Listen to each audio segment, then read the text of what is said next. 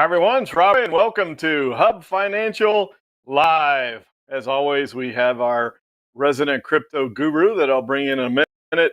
Brandon, before we get to Brandon, let's go ahead and just chat about the market real quick.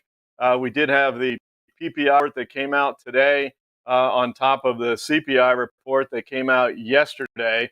And taking a look, you can see that the market has retraced all of the movements from yesterday, so we're back to the upside today.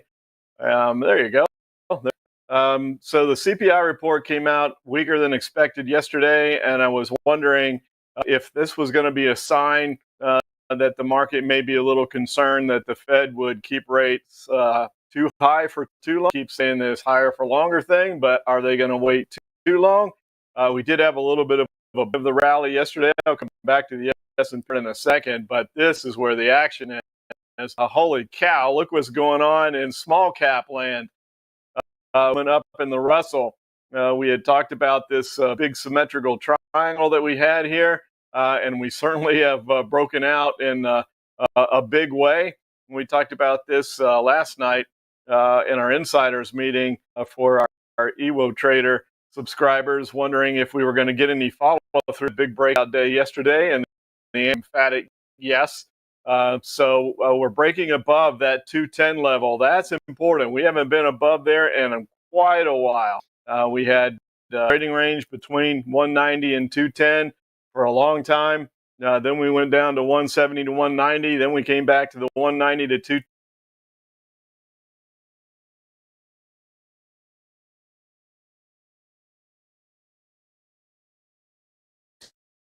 Away from just the Mag 7. They're a little bit more under pressure, but still performing okay today.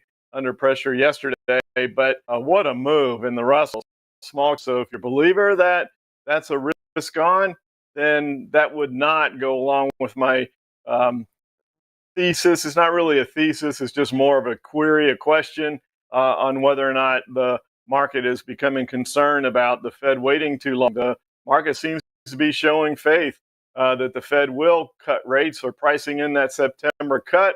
I still have a little bit of question on whether or not the Fed really will the election, but if they have to, I guess they will. At least the market thinks so. So no harm, foul from yesterday's reversal that we had. We opened higher on that same CPI report and traded down, but it looks like we just satisfiedly overbought condition. Moving back down towards the 10-day moving average, and we recovered all of it today, actually taking out even yesterday's high at this. Doubt we'll get too much to the downside into the close, but perhaps we give a little bit of it back. We'll see if we can hold this into the close. The last thing about here is we are nearing the midpoint of this Wave 5 tap box, so I think that's noteworthy. That we have broken above the lower end, which happened to coincide with this resistance level right here at 550. So that was right at the bottom. This is the range where the Wave 5 can go. That's what the tap box means if you're not familiar with it. And boy, if you haven't gotten this software, just go to hub.com. I imagine everyone watching the financial channel has it. But if you haven't, go to hub.com, get a copy. It's in beta form. It's free, nothing to download on your computer. It's all browser based, and it's including all the different Elliott wave labeling, including etc. On your charts. But I think as we near this mid up 0.5, we're getting awfully close to the 78.6% fib level. It's not as big in the equities market as it is in the currencies. If we were looking at currencies and we're moving up to 78 points, we'd think that could be a point of resistance. But all we did was have one little tick down yesterday at the 61.8% fib level and then back above it. So if we wanted to look at something slightly negative, perhaps we'd bring volume in. Obviously, bigger volume on the down day yesterday. That's pretty. You can see oftentimes the red bars there are higher than the green. So it's pretty standard in the world of equities that you have more volume on down day, up days. So little small bar here. We're not into the close yet, so we still have more time to gather a little bit bit more, but certainly going to be a lower volume today. Movement on the move back to the upside than we had on the little bit of a corrective yesterday. So kind of interesting into the week. The PPI report coming in just slightly hotter than the CPI report. Market doesn't seem to care.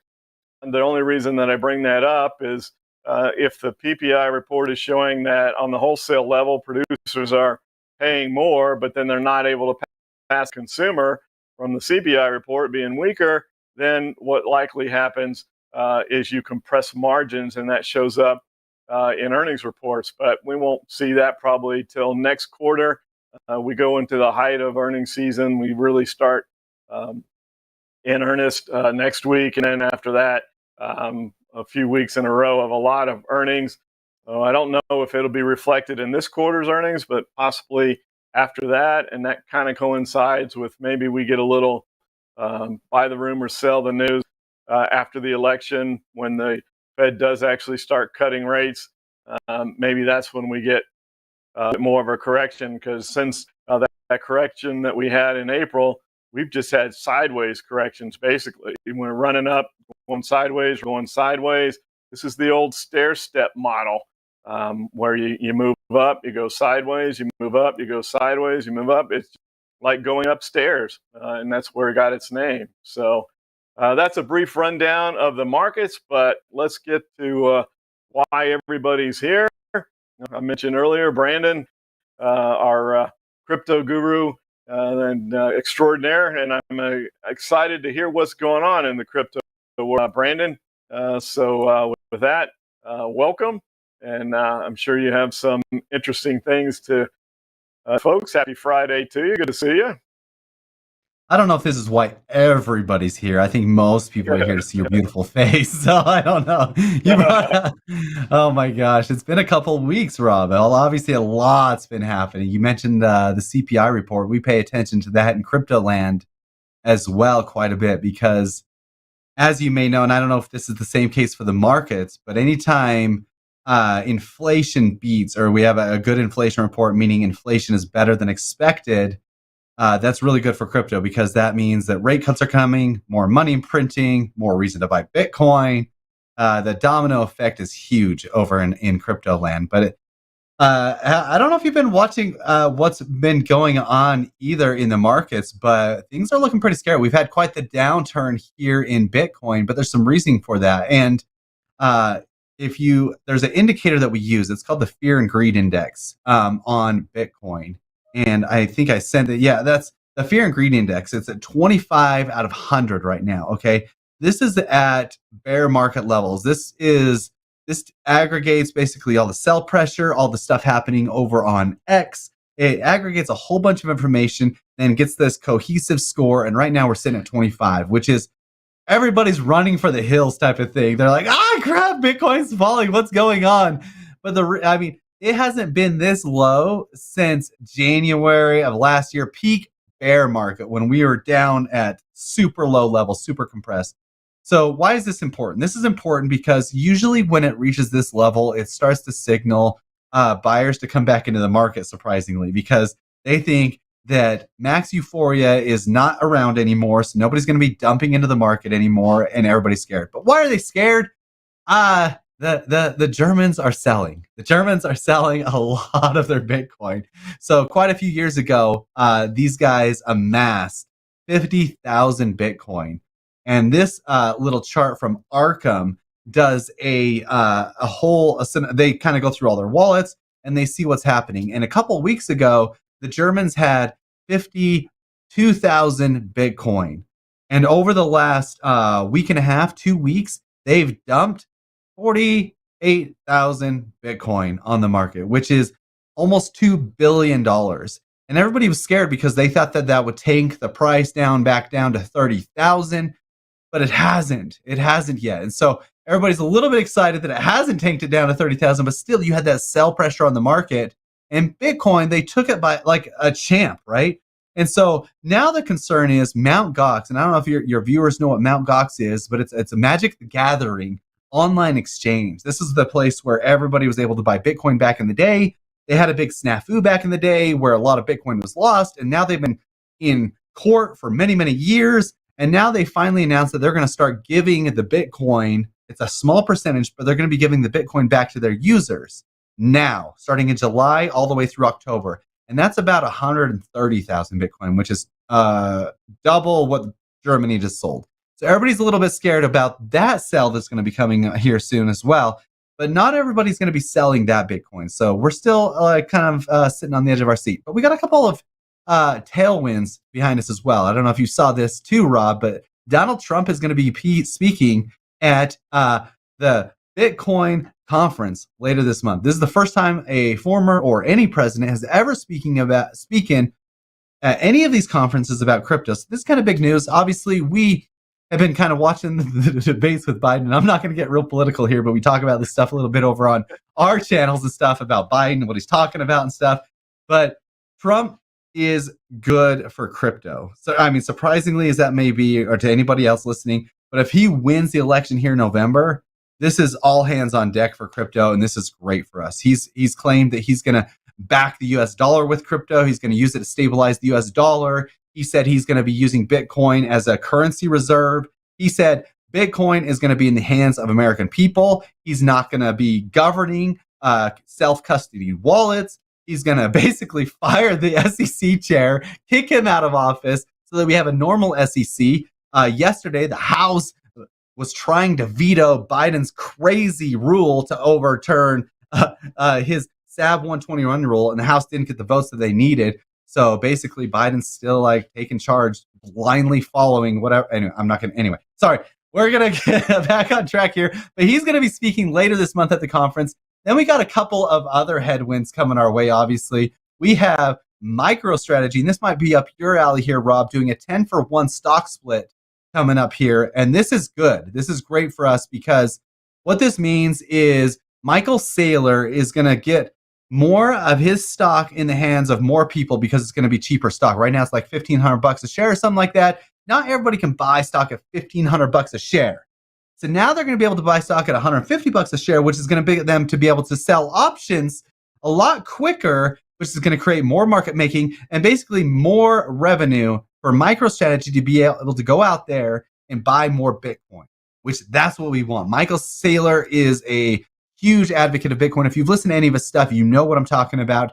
He's taken that orange drink and he's taken it to the grave. He will never sell. He said he's going to be a buyer of Bitcoin at $8 million a coin. At $1 million a coin, he's never going to stop buying Bitcoin.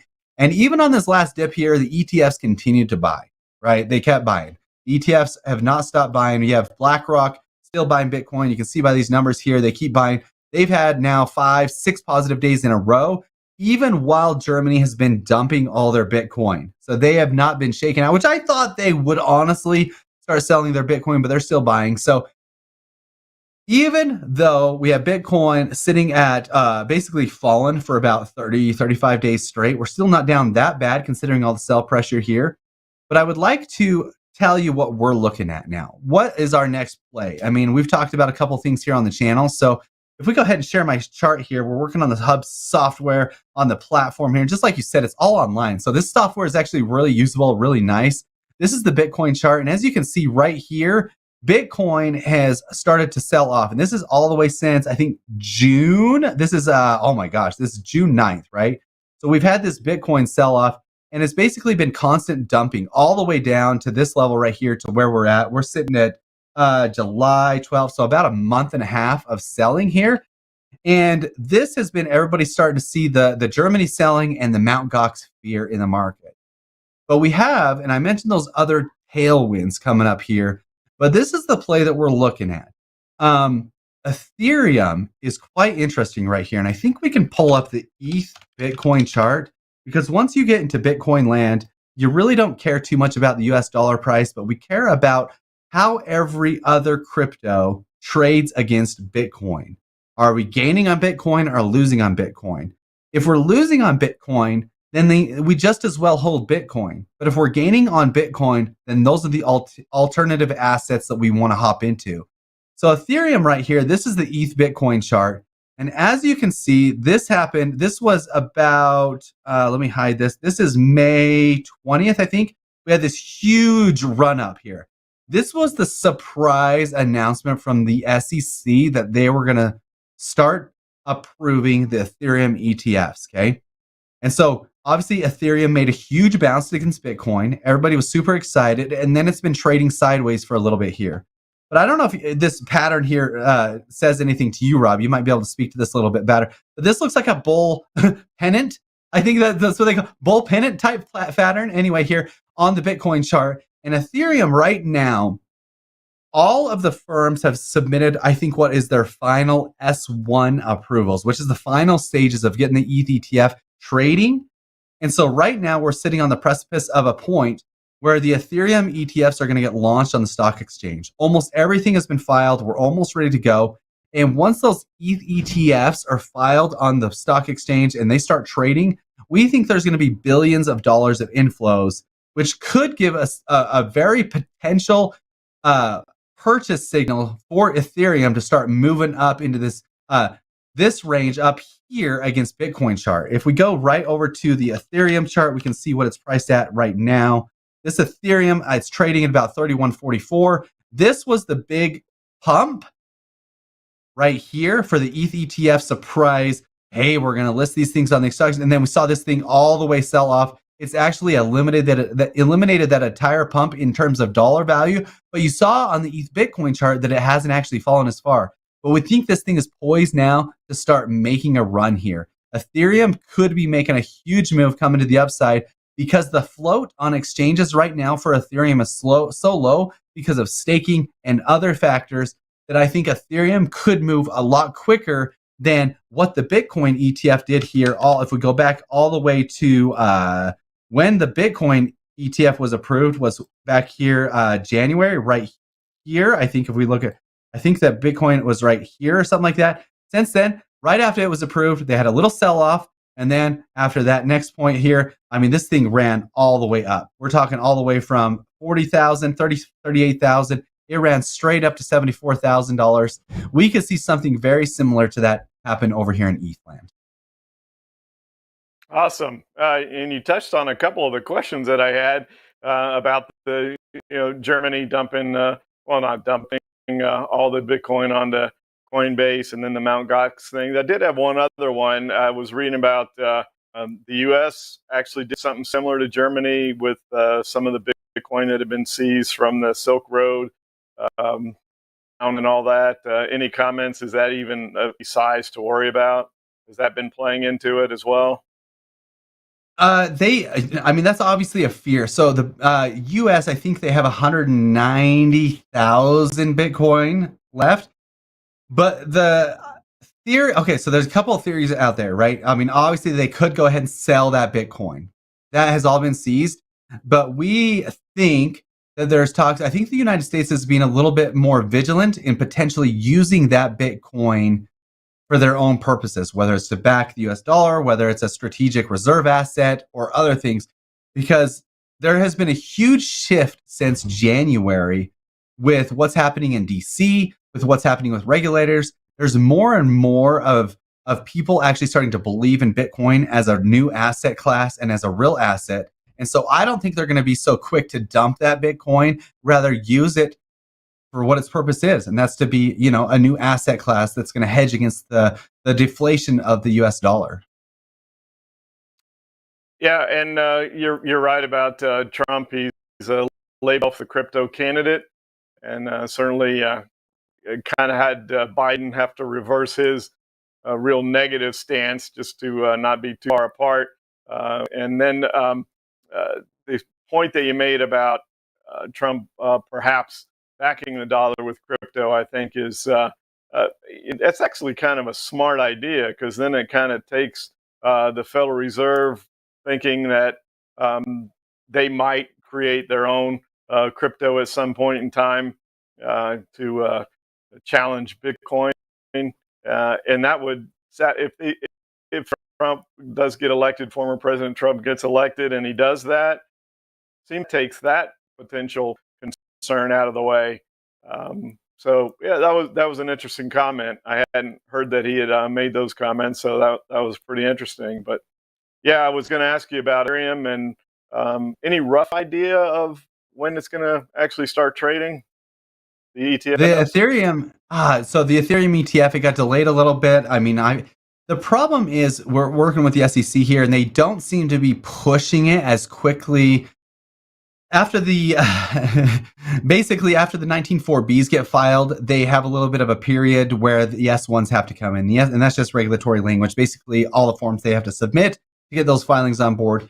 And as soon as the 19.4Bs were approved with the Bitcoin ETFs, the S1s got shoved in there really quickly, and they approved the Bitcoin ETFs. It seems to be going a little bit slower this time around, but it's summer, and I think the SEC is just chilling, hanging out and stuff. And I don't think BlackRock and those guys are putting as much pressure on the SEC to get this thing rolling, because they're playing the narrative out a little bit longer, and they're letting Bitcoin play out.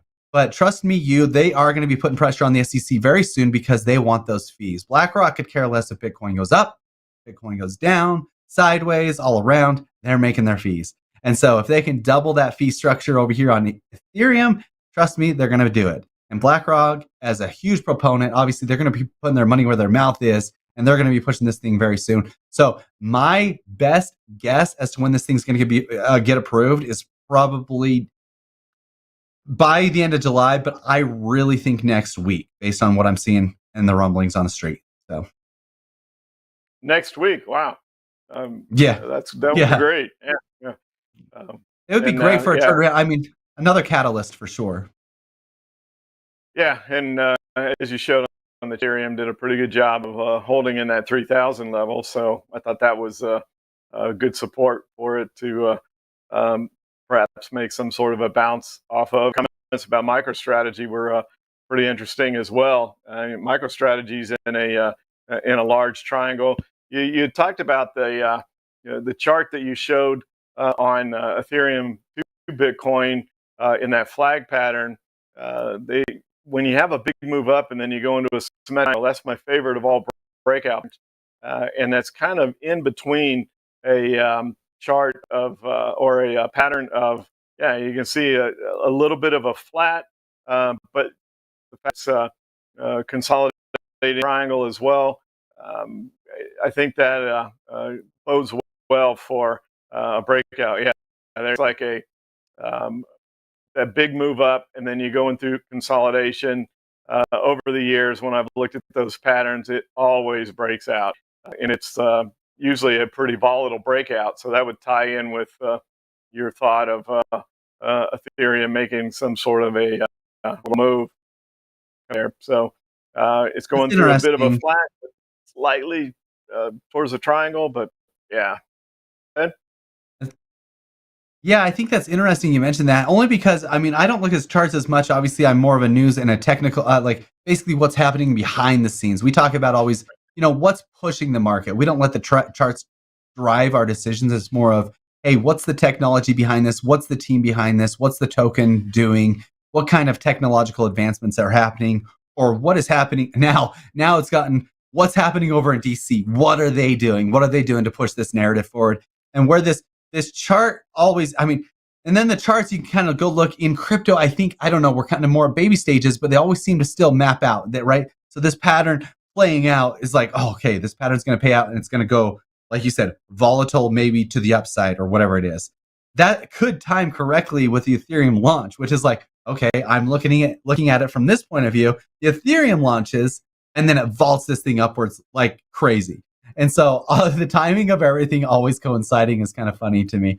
So it's like, yeah, we're watching the Ethereum launch catalyst, and you could be watching this chart catalyst, and we both could be right. So it's kind of like, whatever. So it's interesting to see that play out. But yeah, I don't know. It'd be interesting. Play out. Yeah. It's definitely going to be interesting. The markets are always interesting. That's why I love trading and love the markets. And you always are watching things. You always learn things. But that's why I like these conversations with you, because you always have the backdrop story. I can look at charts, and I think I'm pretty good at reading charts, but I don't the background information. And like I said, I was actually prepared with a few questions, and you answered in your contest.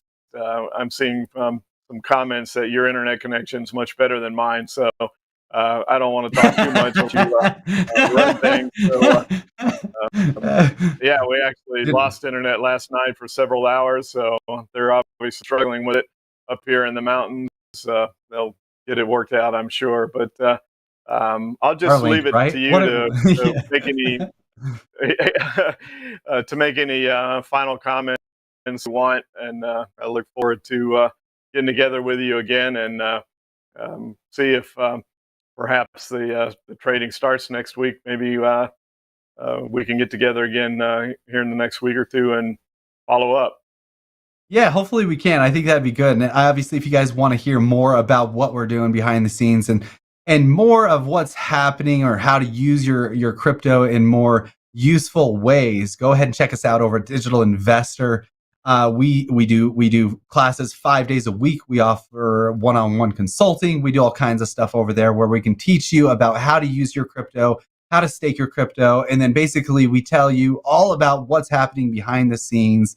And there's so many narratives playing out right now. Obviously, you guys know artificial intelligence is big.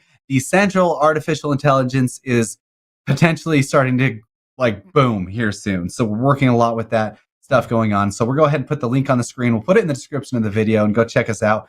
And we'll give you guys all the information that you need and help you with that stuff. But Rob, as always, it is a pleasure to talk to you. I love your insight on these charts. I love seeing what you say when we can show the charts and kind of see, you read these charts and kind of like corroborate my crazy thinking over here. But oh my gosh, there's so much stuff I could talk to you about what's happening right now. There's just a lot going on in crypto right now. And it's an exciting time to kind of be engulfed in this market. So this is kind of exciting. Yeah, always is. And always a pleasure to see you and Terry. And I look forward to when we get together and do this again. So enjoy your weekend, my friend. And we'll look forward to talking to you again soon. Take care, everybody. We'll see ya.